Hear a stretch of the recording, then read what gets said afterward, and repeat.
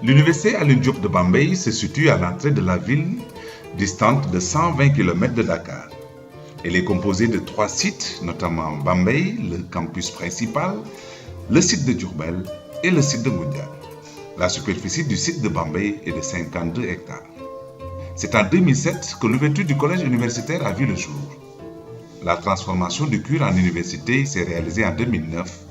C'est en 2011 que l'université est baptisée Université Alioune Diop de Bambey.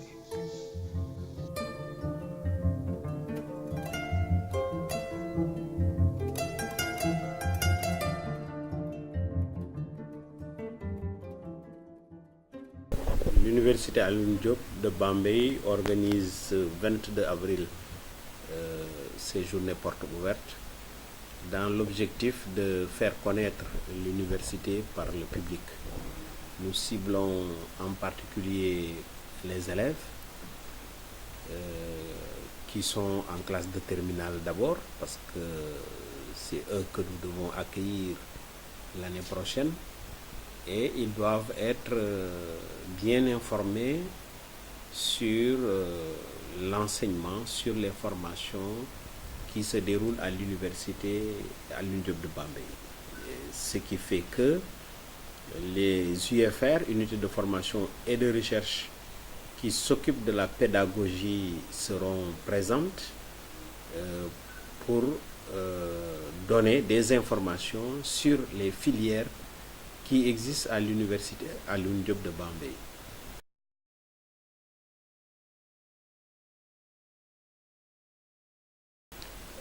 Vous savez que nous sommes dans un pays qui est jeune, qui est d'ailleurs engagé résolument vers l'émergence. Mais pour aller vers l'émergence, il y a des contraintes qu'il faut lever. Et pour notre part, nous nous intéressons aux contraintes liées aux ressources humaines. Parce que ce sont les universités, les établissements d'enseignement supérieur qui produisent les cadres supérieurs, mais également les cadres moyens. Ce qui fait que le challenge pour nous, c'est de former des cadres aptes à aller sur le terrain, faire face aux défis de l'émergence. Et pour cela, il faut évidemment un bon niveau de formation, un très bon niveau de formation, mais également des formations professionnalisantes. C'est ça qui est important, c'est-à-dire pendant tout son cursus, l'étudiant doit acquérir des connaissances, mais aussi du savoir-faire, en plus du savoir-être, ce qui fait que quand il sort de l'université, il peut tout de suite être opérationnel et travailler, mais aussi qu'il soit conscient des problèmes posés par les Sénégalais, qu'il puisse y réfléchir, proposer des solutions concrètes en fonction de son profil, en fonction de sa profession, en fonction de sa spécialité.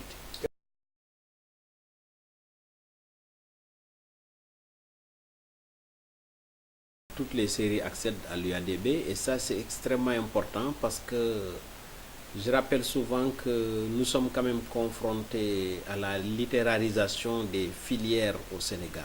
70% des bacheliers sont issus des séries littéraires.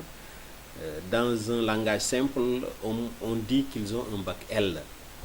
Donc 30% seulement ont un bac S.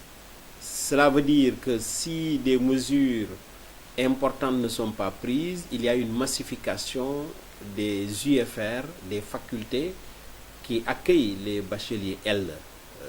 Pourtant, on sait que le Sénégal a besoin actuellement de professionnels dans les domaines de l'agriculture, dans les domaines de la santé, dans les domaines des nouvelles technologies, de l'information, de la communication, mais également en mathématiques, en chimie, en physique pour aller vers l'ingénierie. Ce qui fait que le challenge, justement, c'est de pouvoir accueillir ces bacheliers littéraires et de les orienter vers ces formations scientifiques. Ce n'est pas facile, mais l'UADB s'y est engagé et réussit ce choix tant bien que mal, parce que des bacheliers, elles, vont faire informatique et réussissent. De même, des bacheliers, elles, vont faire santé communautaire et arrivent à s'en sortir. Il faut continuer dans ce sillage, bien que la solution finale se trouve en amont de l'université. Et pour cela, dans le cadre de notre service à la communauté aussi, nous proposons d'accompagner le secteur éducationnel pour inverser ces pourcentages, pour inverser cette tendance d'avoir plus de bacheliers littéraires que de bacheliers scientifiques. Nous engageons nos étudiants, certains de nos enseignants, à aller volontairement dans les lycées, les collèges, voire même plus bas, l'école primaire, la maternelle, pour faire ce qu'on appelle l'éveil scientifique, afin d'aller vers la professionnalisation précoce des enfants.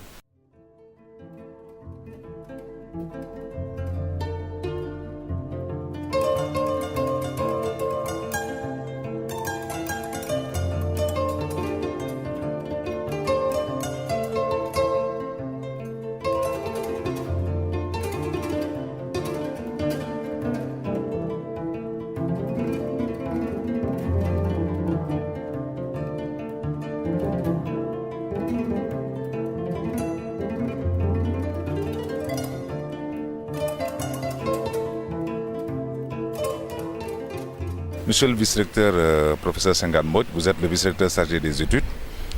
À quelques heures de la journée porte ouverte, quel est le message en votre titre et qualité que vous pouvez donner à la communauté pour vos fonctions que vous occupez? Voilà, merci beaucoup. Donc, effectivement, on organise des journées portes ouvertes le 22 avril 2015, de 10h jusqu'à 17h. L'objectif, il est simple.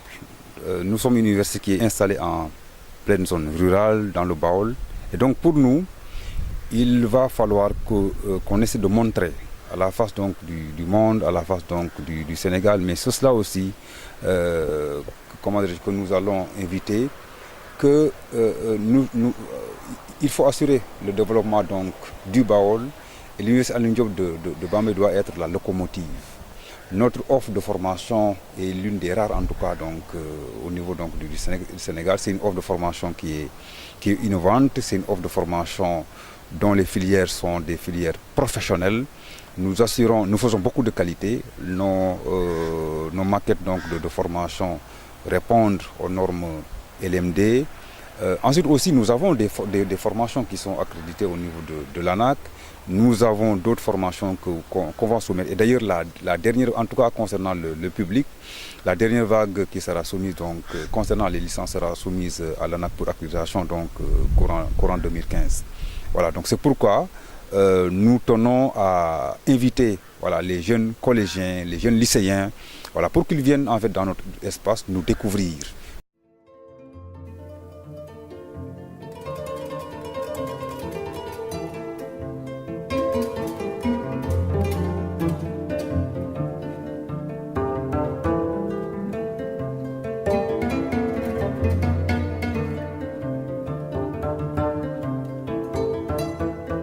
Pour l'orientation stratégique, la vision de l'université Alioune Diop se veut une référence nationale, continentale et mondiale.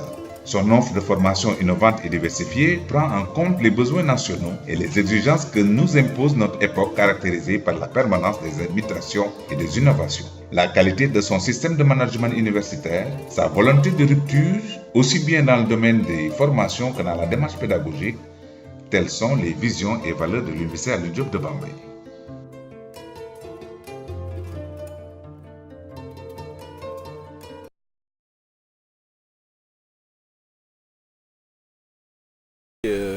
Par rapport au vice-rectorat, aujourd'hui nous sommes dans une dynamique de relations partenariales qui exprime de l'université vers l'entreprise portée par une structure qu'on appelle la cellule université entreprise. Cette cellule est composée d'enseignants-chercheurs et de personnel technique et nous sommes chargés de faire des rencontres techniques avec les entreprises pour avoir des projets de coopération qui concernent la formation, la pédagogie et des sorties d'entreprises, des visites d'entreprises aussi pour les étudiants et en même temps que le personnel enseignant et de recherche. Et à travers ces actions partenariales aussi, on a le forum de l'université, le forum de l'entreprise où les chefs d'entreprise ou les directeurs des ressources humaines sont là pour aider nos étudiants dans les techniques de communication pour les entretiens. Maintenant, il y a un autre volet qui est l'insertion professionnelle qui concerne la création d'entreprises. Et nous avons ce qu'on appelle le concours marathon entreprendre université communauté qui permet aux étudiants d'avoir les techniques de création d'entreprise et d'avoir un projet de service à la communauté.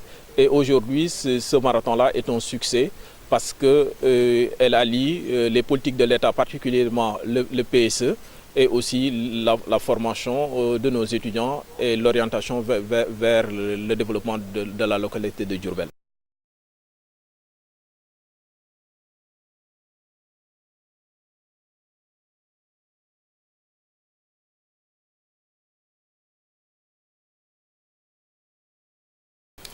C'est une UFR donc qui enseigne les mathématiques, la chimie, la physique et l'informatique de manière générale. Actuellement, nous avons 1263 étudiants avec 39 enseignants et plus de 140 vacataires. Alors, l'UFR est déployée dans 2 sites, le site mère, le site de Bambey et le site de Ngundian. Maintenant, en ce qui concerne les journées portes ouvertes, c'est une occasion de présenter notre UFR au niveau des lycées, des lycéens, parce que actuellement, on sait que les résultats au baccalauréat scientifique ne sont pas fameux. Nous avons 30% de bacheliers scientifiques. Donc, c'est une occasion pour nous d'essayer d'inverser la tendance en accrochant les lycéens à la science. Nous faisons des cours de renforcement. D'abord, quand l'étudiant vient, quand le nouveau bachelier arrive au niveau de l'UFR statique, il y a d'abord une session de mise à niveau qu'on met à sa disposition. Donc, par exemple, un étudiant qui a eu son baccalauréat S2 est renforcé en mathématiques. Un étudiant qui vient de la série L2 est renforcé en mathématiques et en informatique. D'abord, donc comme nous sommes basés à Ngundian, nous allons commencer par Ngundian, mais nous allons l'étendre à Bambey. Nous avons vu qu'au niveau de la communauté rurale de Ngundian, il y a 22 écoles primaires. Si donc, au niveau du bac, nous avons un pourcentage de 30% de bacheliers scientifiques, il faut regarder ceci au niveau donc, des années précédentes, très loin d'ailleurs. Alors, nous avons vu que les maîtres d'école au niveau de l'école primaire ne sont pas des scientifiques, d'abord. C'est le premier constat. Donc, pour y remédier, ce qu'on va faire d'abord, c'est de prendre des étudiants qui sont en Ngundian, de sillonner la communauté rurale. D'abord, de déceler les élèves qui sont, les enfants qui sont en âge d'aller à l'école et qui ne le sont pas. De sensibiliser, d'informer, de plaidoyer au niveau des parents pour que ces enfants-là d'abord aillent à l'école. Ensuite, nous allons demander aux étudiants donc de former les maîtres d'école, parce qu'ils ne sont pas des scientifiques. Nous allons donc commencer par ça, et ces étudiants ont la possibilité de faire de petites conférences au niveau des écoles primaires. Commencer d'abord par former l'enseignant et puis à accrocher l'élève.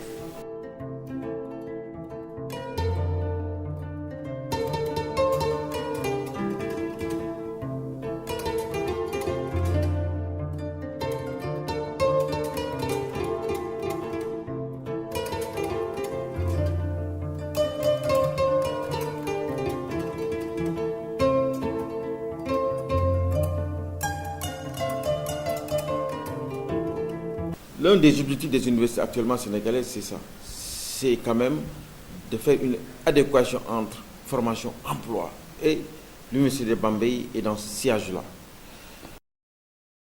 La santé communautaire, je ne reviendrai pas sur son utilité.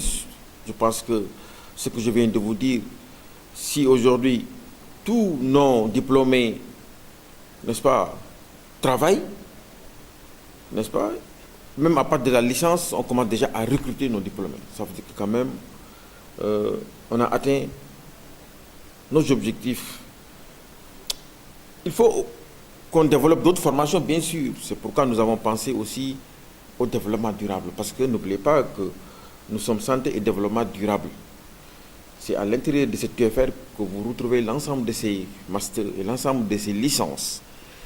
À partir de l'année prochaine, nous voulons développer la licence développement durable.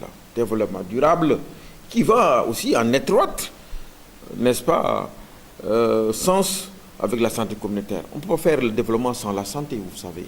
C'est pourquoi, avec, n'est-ce pas, l'appui de monsieur le recteur, qui a une vision aussi très innovante, n'est-ce pas, qui veut faire aussi de l'Université de Bambey une université d'excellence et qui nous accompagne, qui nous appuie. Nous sommes dans une phase, n'est-ce pas, de mettre en place cette formation à partir de l'année prochaine. L'autre raison, nous sommes aujourd'hui parvenus à mettre en exergue les masters en un temps très réduit. 4 masters sont mis en place dans nos formations, que ce soit nutrition, la formation santé communautaire, le master promotion de la santé, n'est-ce pas, et le master suivi évaluation. Donc je crois que véritablement l'Université de Bambey est passée à l'échelle. Nous avons ouvert en 2007. En 2009, nous sommes passés de cure à université. Ce que je peux dire, en 2007, l'UFR Ecomige comptait 20 étudiants. En 2012, nous comptions 800 étudiants. En 2014, l'UFR compte 1025 étudiants. Donc il y a une progression considérable entre 2007 et 2012 jusqu'en 2014. En termes de département, en 2007, c'était une filière avec 2 sections, une section en économie et une section en management. En 2014, nous comptons 3 départements et une UFR puisque le CUR est passé de CUR à université. Donc nous sommes devenus donc une UFR avec 3 départements, un département en économie, un département en management et un département en ingénierie juridique.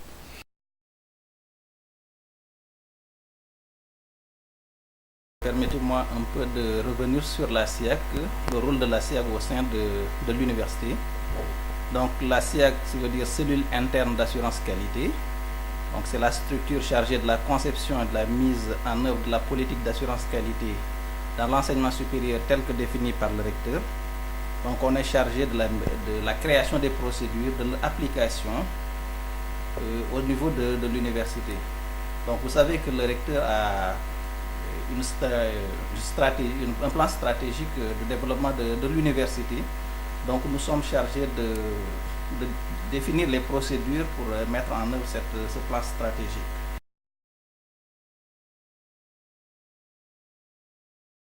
En fait, vous savez, le CDP quand même constitue, disons, est un projet extrêmement important pour l'université, pour beaucoup de raisons sur lesquelles je pourrais revenir.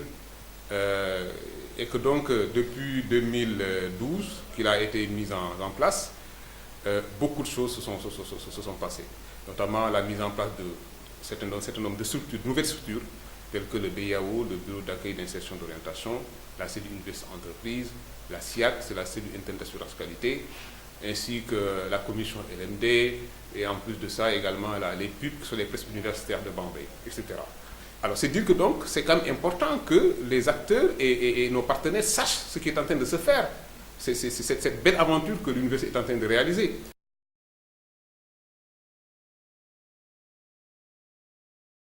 Ben, c'est vrai qu'au départ, la banque se disait que non, c'est pas possible. Avec Bambey, ça ne marchera pas. S'ils ne peuvent pas tenir le coup. Et qu'au finish, ils sont vraiment surpris quoi, d'avoir que Bambey finalement se retrouve en tête. Mais la particularité, j'allais dire, c'est l'engagement. C'est une équipe engagée, qui ne connaît pas de limite dans son engagement et dans ses efforts. Les gens travaillent tout le temps, surtout au début, pour lancer la machine. Alors, donc, je pense fondamentalement, c'est ça qui fait la différence, l'engagement. Ensuite, il y a également maintenant quelques facteurs favorisants, tels que le fait que nous soyons une université jeune, hein, bien que ça ne soit pas une particularité, mais en tout cas, ça fait que donc, les gens n'ont pas d'habitude ancrée, extrêmement difficile à déraciner, et que donc l'adaptation était plus facile chez nous qu'ailleurs, peut-être. Et que donc c'est tout ceci qui a fait, et donc les autorités aussi, hein, qui ont appuyé comme ils peuvent. Hein, et tout le monde s'est senti impliqué. Mais aussi, au départ, le fait d'avoir montré l'enjeu que les CDP constituaient pour l'université, vers où allait mener un échec de le CDP, et qu'est-ce qui pourrait être bénéfique en termes de... Je veux dire, qu'est-ce que le CDP pouvait apporter s'il a réussi. Mais tout ceci, cette prise de conscience a fait que ça a constitué une force extraordinaire qui a mobilisé les gens au point qu'ils peuvent s'asseoir à réunir pendant des heures sans se rendre compte qu'ils sont en train de faire. Et de passer là, d'être là jusqu'à des heures tardives même la nuit. Alors donc je crois que c'est tout ça, c'est une dynamique vraiment globale et générale qui a fait qu'on en est arrivé à ce niveau-là.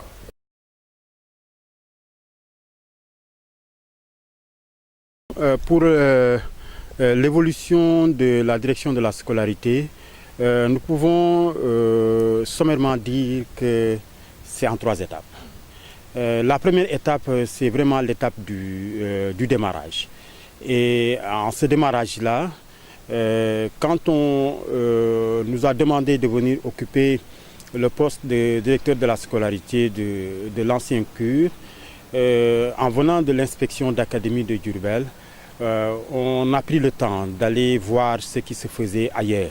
Et c'est dans ce cadre-là que nous avons fait un stage à l'EBAD pour voir comment est-ce qu'ils géraient les étudiants. Mais cette première étape est marquée juste par une première base de données. Parce que, comme vous le savez, il est difficile de gérer les étudiants, de gérer la scolarité, le cursus des étudiants manuellement. Et c'est dans ce cadre-là que la petite base de données de départ était une base sur Access. Et ça, nous l'avons utilisé la première année, 2006-2007. La deuxième année, 2007-2008, ça a commencé à gonfler parce que vous savez qu'en 2008, il y a eu le projet Porter le savoir où nos effectifs ont été multipliés par 4. Et c'est dans ce cadre-là que nous avons également, à partir de cette première base de données, nous avons vu ailleurs. Et ailleurs, c'est avec la coopération avec l'Université Gaston Berger de Saint-Louis, ça a permis de démarrer la seconde base de données. Et cette base de données, c'était juste l'utilisation par nous en scolarité du système d'information qui était mis en œuvre au niveau de l'Université Gaston Berger. La troisième étape, c'est réellement à partir de 2012 où nous avons démarré l'utilisation de LMD Pro, qui jusqu'à présent est utilisé par la scolarité. Et cela nous permet de suivre les cursus des étudiants, les parcours des étudiants, d'avoir les statistiques sur les étudiants et sur l'offre de formation. Et donc d'avoir une maîtrise une maîtrise de la gestion de la scolarité des étudiants.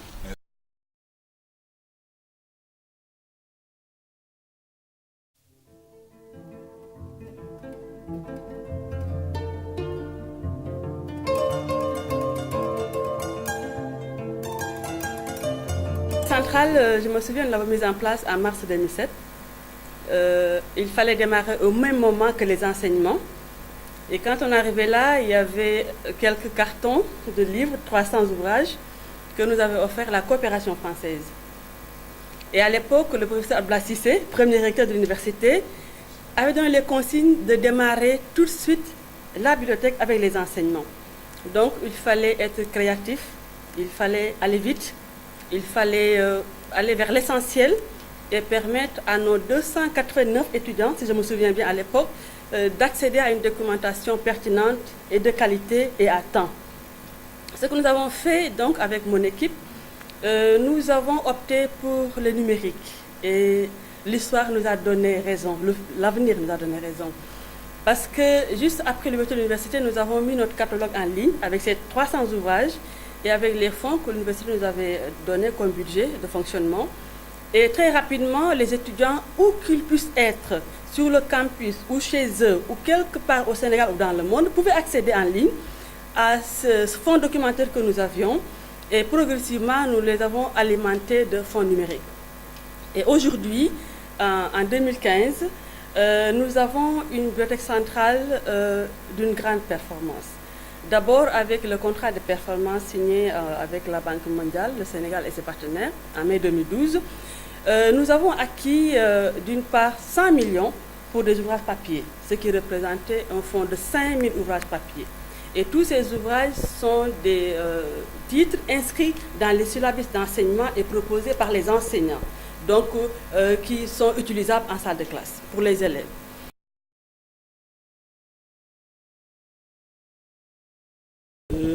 C'est un peu trop de dire que l'installation du CRI est terminée. Parce que d'abord, tout le monde sait que, vous savez que le CRI n'a pas encore duré à l'université. Le CRI n'a que 2 ans, 3 ans, je l'ai dit. Okay? Le CRI a été mis en place en 2011. En 2011, après la mise en place des structures de l'université, lorsque cette structure est passée de cure à université. Le CRI a pour mission donc de mettre en place un système d'information, c'est son objectif majeur.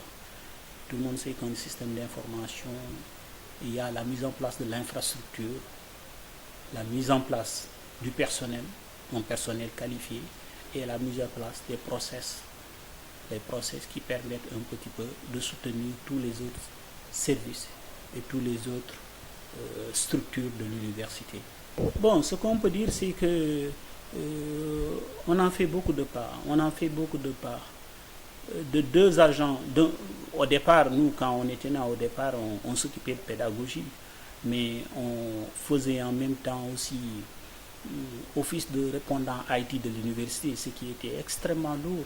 C'est à un certain moment qu'on a conseillé à l'autorité, à savoir le recteur qui était en place, qu'il faut mettre en place une structure qui s'occupe de l'informatique, parce qu'au départ l'informatique était gérée par les domaines, ce qui était extrêmement lourd et pas tellement judicieux. Ce qui fait que l'autorité nous a entendus et nous a aidé à mettre en place cette structure qui gère l'informatique. Maintenant, sur le plan, comme je l'ai dit, de la mise en place du personnel, on a fait de grands pas. De 2 agents, il y a de cela 2 ans, actuellement on est à 9 agents. On est à 6 agents en permanent et on a des agents contractuels. Et il y a aussi la population estudiantine à travers leurs stages qui font beaucoup, qui aident beaucoup le CRI, qui travaillent au CRI.